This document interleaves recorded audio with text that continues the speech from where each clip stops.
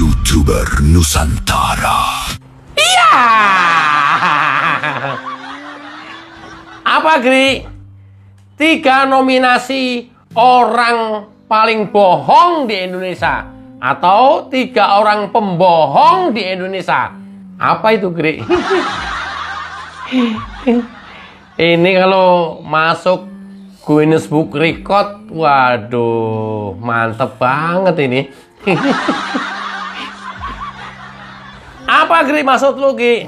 Ya, kalau selama ini mereka berkoar-koar dan terus menuduh Pak Jokowi pembohong, kemudian diikuti oleh para gerombolannya, sesungguhnya 3 orang inilah yang paling bohong di Indonesia. Orang terbohong ketiga di Indonesia. Kalau ada orang terkaya ketiga di Indonesia, atau 3 orang terkaya di Indonesia, inilah 3 orang terbohong di Indonesia. Begitu, Gri? Iya, ada. Tapi herannya, kelompok-kelompok keledung, kelompok-kelompok kadrun menganggapnya ini pahlawan, padahal kebohongan demi kebohongan terus dibangun dan dilontarkan hampir setiap momen. Nggak percaya? Nominasi yang pertama, siapa, Gri? Abdul Ghaffar Sangaji. Ya. Loh, ini kan pengacara ya katanya cerdas, pinter, penghafal pasal-pasal, kata Rismon. Tapi dipecat Khosinuddin. Terus Khosinuddin nggak tahu dipecat sama Heri Suryo kayaknya. Ini kan orang penghafal pasal-pasal, Gri. Masa pembohong? Itulah. Gue juga baru tahu kalau ternyata manusia ini adalah pembohong besar. Kenapa? Waktu saya ketemu di Polda, ngobrol, wah, sok berintegritas, sok komitmen, sok bener, sok lurus, sok lempeng. Yang saya tangkap ya, dari obrolan saya langsung sama dia ya. Tapi ternyata kebohongan demi kebohongan dibangun dan parah banget. Saya nggak tahu apa maksudnya mereka berbohong yang seperti ini. Kami dengan membacakan permohonan pra peradilan tadi, maka terjawablah sudah bahwa ada desas-desus kami menarik Bapak Presiden Prabowo, pemerintah Republik Indonesia. Ternyata itu tidak tepat, ya, itu tidak sesuai dengan yang sebenarnya terjadi dalam persidangan pra peradilan. Dan Prabowo, pemerintah Republik Indonesia, ternyata itu tidak tepat. Ya, tidak tepat.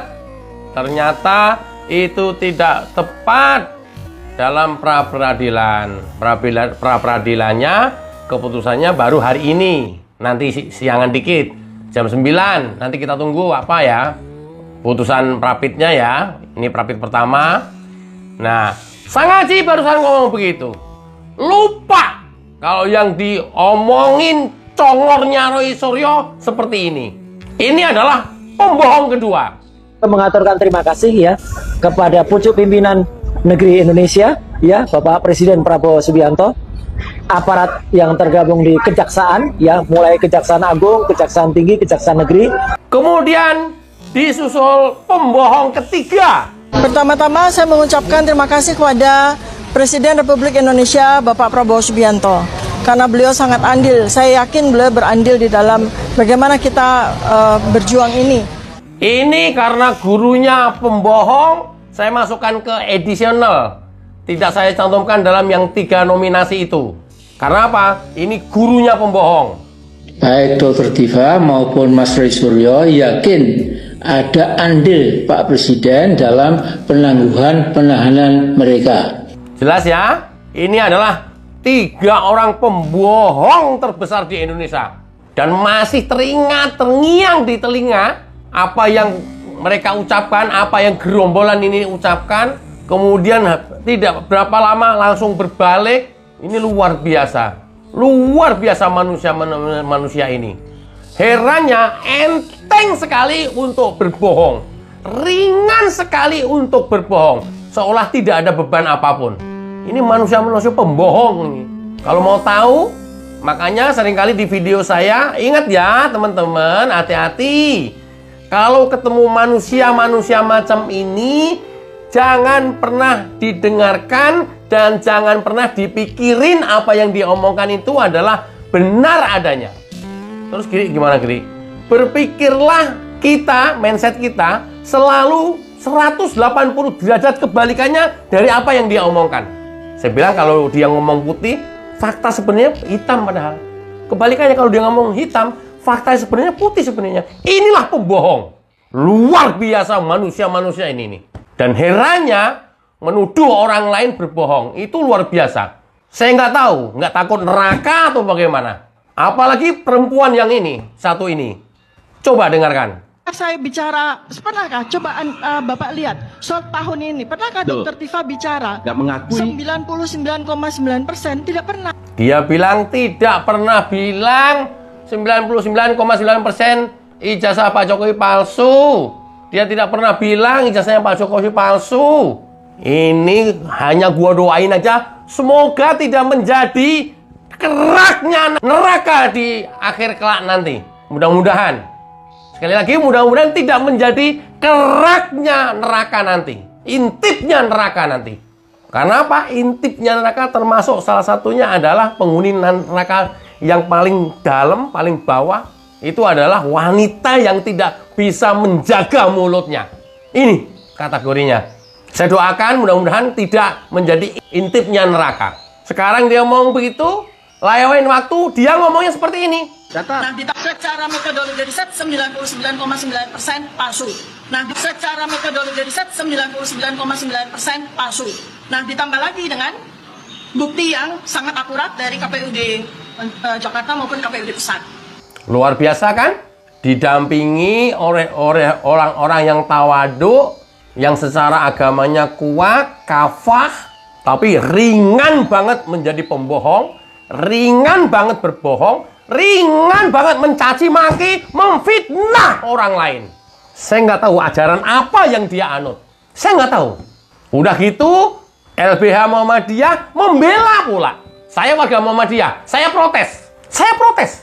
LBH Muhammadiyah membela orang yang nyata-nyata seperti ini. Mestinya dikonseling, dipanggil, dikasih tahu, dikasih ceramah agama, diluruskan. Itu LBH Muhammadiyah. Bukan malah membela yang salah seperti ini. Mencaci maki, menghina, memfitnah terus-terusan kok. LBH Muhammadiyah membela.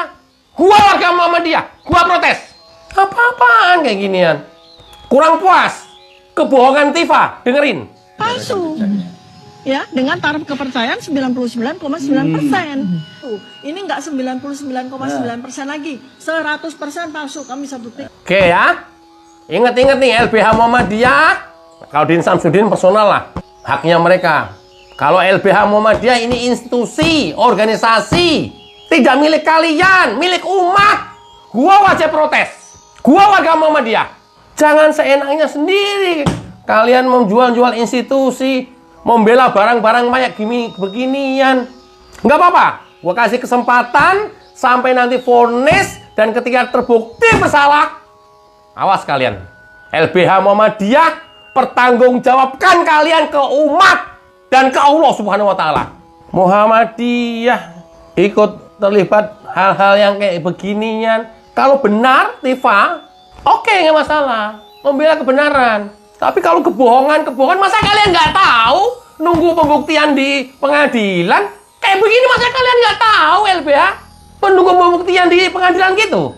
Orang jelas bolak-balik bohong terus kok. Ngaco aja lu. Nih, kebohongan yang pertama gua ulang lagi nih. Lihat.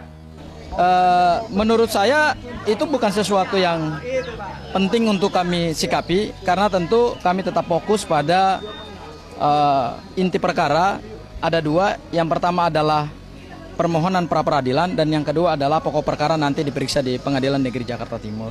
Dan alhamdulillah kan teman-teman media masih tahu bahwa saya dengan Mbak Aya masih tetap bersama Mas Roy, karena yang memberikan kuasa kepada kami itu adalah Mas Roy. Oke, satu sisi nggak masalah, di sisi lain go for menangis terseduh-seduh. Lihat. Yang saya pertaruhkan adalah integritas saya dan integritas keilmuan saya. Gak mungkin, Bang Kozi, saya nyebrang seperti Yamada Girsang dan... Ngapain lu? Oh, nangis. Gak mungkin, Bang. Oh. Saya nyebrang ke sana, tiba-tiba membawa Mas Roy untuk minta RJ, untuk menghadap ke Pak Jokowi dan mengakui bersalah seperti yang dilakukan Risma. Sampai kapanpun saya tidak akan pernah mengambil pilihan itu. Kadang cekakakan, kadang sedih, kadang nangis. Semua skenario hidup ini kalian sendiri yang buat. Kalian sendiri yang bertingkah, kalian sendiri yang bertindak. Ini kan perbuatan kalian sendiri. Sekarang susah, kan ulah kalian sendiri. Begitu susah nyalahin orang. Kalian sendiri kan ini tingkahnya dari awal. Nuduh-nuduh ijazah palsu, memfitnah, mencaci maki, menghina, merendahkan. Ini kan kelakuan kalian semuanya. Sekarang kalau sudah dalam kubangan masalah yang seperti ini, kalian kalut ke sana kemari, cari bantuan, kasakusuk, pengen terhindar dari jerat hukum. Kalian sendiri yang bertingkah. Ini kan perilaku kalian sendiri dari awal. Pak Jokowi dari awal juga nggak ngapa-ngapain, diem aja. Kemudian setelah ada masalah begini, lagi-lagi nyalahin Pak Jokowi. Kalian udah pada, aduh, herannya, pengikut-pengikut kadron, keledung, kok ya masih mempercayai gitu loh. Heran gua. Apa doktrinnya itu apa? Minta resep gua. Kalau bisa mencuci otak orang kemudian sampai meyakini seperti ini, apa caranya? Luar biasa. Akhirnya kan kalian kan kebohongan ditutupin dengan kebohongan lagi, berbohong terus-menerus, tumpuk-penumpuk. Kemudian resikonya bagi kalian yang perempuan, buka sendiri hadisnya, buka sendiri Al-Quran. Wanita yang tidak bisa menjaga mulutnya, buka sendiri. Al-Hujurat ayat 12, buka. Termasuk Kurnia, yang sering jual-jual agama juga, berlindung di bawah agama juga. Hujurat ayat 12, baca, renungkan. Jangan kalian merasa sok bener sendiri. Orang sudah membuat orang lain susah kok merasa bener sendiri. Oke ya, kita tunggu keadilan Allah yang Maha Kuasa. Allah mboten sare dan selalu berpihak pada kebenaran. Enjoy bersama jingle lagu Jokowi Orang Kampung. Check it out. Ini tentang dia yang dulu, bukan siapa-siapa.